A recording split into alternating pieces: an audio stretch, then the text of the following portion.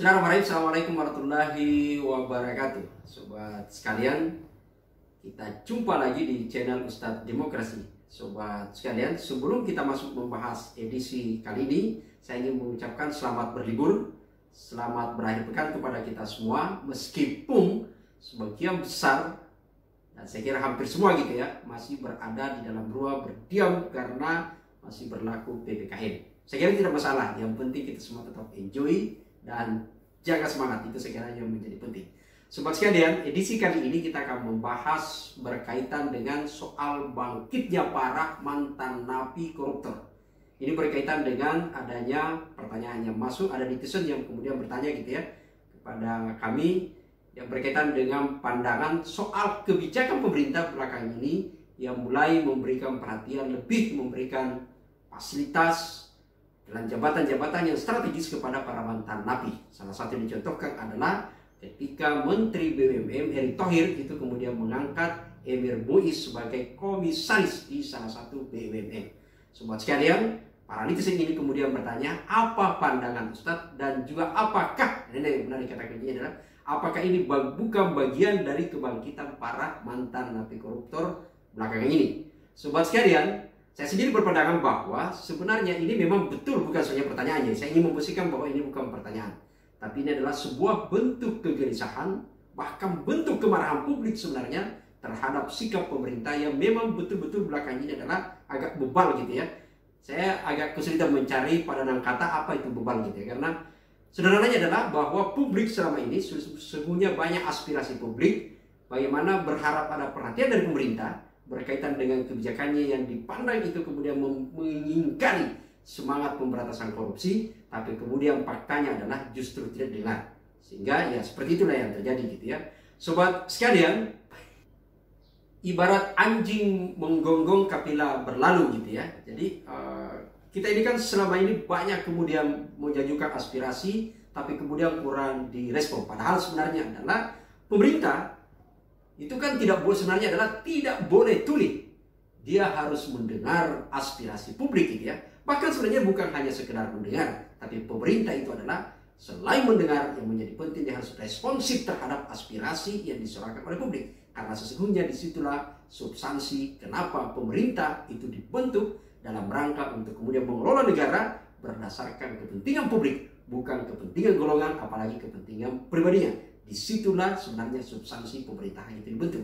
Tapi apa yang terjadi? Sobat sekalian, kita lihat seperti apa yang kita alami sekarang ini. Ingat, seperti di channel ini kita bahas, berkaitan dengan persoalan BUMN ini sebenarnya adalah dari sebulan terakhir ini kita banyak bersuara berkaitan dengan rangkap jabatan pejabat publik, rangkap jabatan sebagai komisaris juga di BUMN.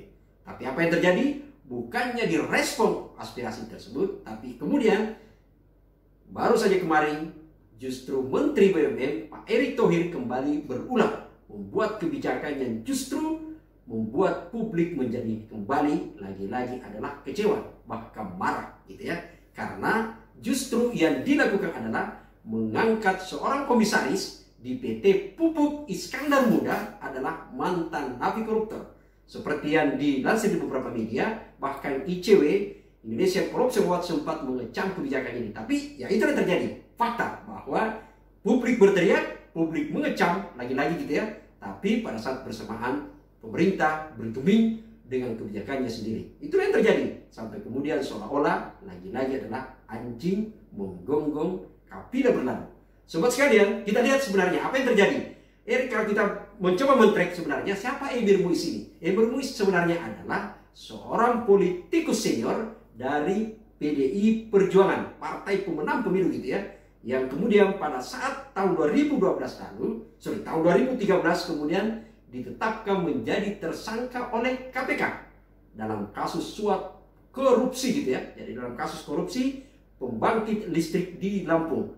Yang menarik adalah soal keterlibatan Emir Muiz yang pada saat itu adalah anggota DPR RI justru tercium atau diendus oleh KPK berdasarkan berhasil karena kerjasama yang terbangun antara lembaga penegak hukum pemberantasan korupsi di Amerika dengan di Indonesia. Saat itu adalah pimpinannya masih, kalau kita ingat, yaitu adalah era kepemimpinan Pak Abraham Samad sama Pak Pandu, Mas BW, Pak Zulkarnain gitu ya. Itu kita ingat pada saat itu. Itu tahun 2013 kalau tidak salah gitu ya.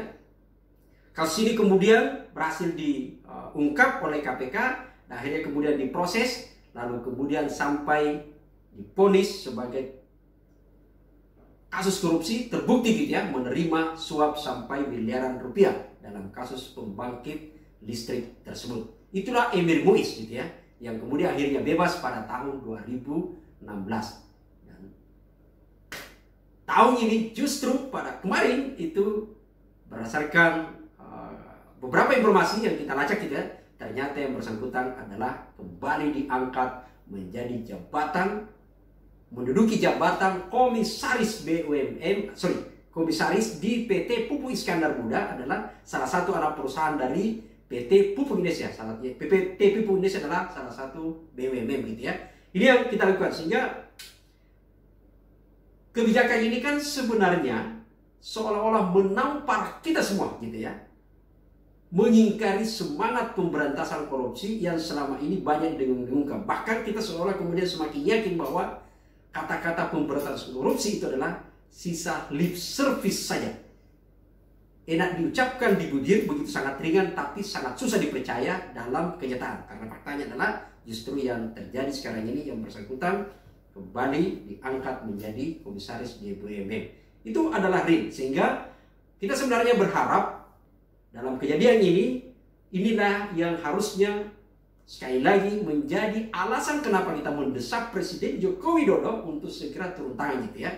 Kecuali kalau Pak Jokowi juga sebenarnya tahu bahwa apa yang dilakukan Erick Thohir selama ini seperti itu adanya, atau jangan-jangan merestui, sehingga apa yang dikhawatirkan Vincent tadi adalah ini adalah era kebangkitan para koruptor gitu ya. Semoga saja itu tidak benar, walau-walau. Tapi sekali lagi adalah kita berharap bahwa ada dua yang bisa dilakukan dalam konteks ini. Satu adalah Jokowi segera melakukan untuk mengganti Erick Thohir, karena hanya membuat selama ini kegaduhan. Satu, rangkap jabatan di komisaris tidak bisa diselesaikan, dan bahkan mengangkat orang yang tidak kredibel. Karena selain tadi adalah melawan semangat pemberantasan korupsi, juga memang melanggar PP nomor 45 tahun 2005 tentang BUMN, sebenarnya khususnya berkaitan dengan pengangkatan komisaris, yaitu di pasal 48 dan pasal 54. Di sana jelas sekali bahwa seorang komisaris diangkat, syaratnya adalah tentu tidak boleh ada konflik interest di sini. Serta ada yaitu benturan kepentingan disebutkan, dan yang lebih penting adalah memiliki kapasitas manajemen, dan paling kata kuncinya adalah berintegritas. Tapi Emir Muiz adalah salah satu fakta bahwa seorang mantan napi, ternyata mantan koruptor gitu ya, bisa kembali menduduki posisi jabatan strategis yakni adalah komisaris. Seolah-olah Indonesia yang begitu punya penduduk 270 juta itu adalah sangat susah mencari orang yang memiliki kualifikasi yang bisa memenuhi syarat dari PP itu. Kalau ternyata PP itu tidak bisa dipenuhi, ya sudah cabut saja gitu ya. Sehingga kemudian tidak menjadi perdebatan. Kalau memang sekarang ini adalah eranya bangkit kembali para mantan napi, kita akan tentu kita menagih janji dari Pak Jokowi. Itu satu gitu ya. Atau paling tidak adalah kemudian segera mendesak untuk kalau tidak memberhentikan Erick, maka segera memberhentikan Emir Muiz sekaligus menyelesaikan rangkap jabatan itu. Dan yang terakhir adalah yang bisa kita desakkan dalam pendapat saya adalah mendesak kepada anggota DPR atas nama institusi DPR untuk segera mengajukan hak. Kalaupun tidak bisa mengajukan hak angket, maka mengajukan hak interpelasi kepada Presiden untuk bertanya berkaitan dengan tata kelola BUMN ini. Karena ini adalah badan usaha milik negara yang sahamnya adalah mayoritas dari negara, dan itu adalah kekayaan aset negara yang berarti adalah milik publik, milik kita semua, dan kita punya hak untuk mendesak kepada pemerintah untuk penataan terhadap BUMN ini. Karena BUMN dibentuk dalam rangka untuk sebenarnya memperkuat ekonomi kita, bukan justru adalah seperti yang dikhawatirkan publik selama ini. BUMN adalah tidak lebih dari lembaga yang dibentuk untuk menampung orang-orang yang bekerja.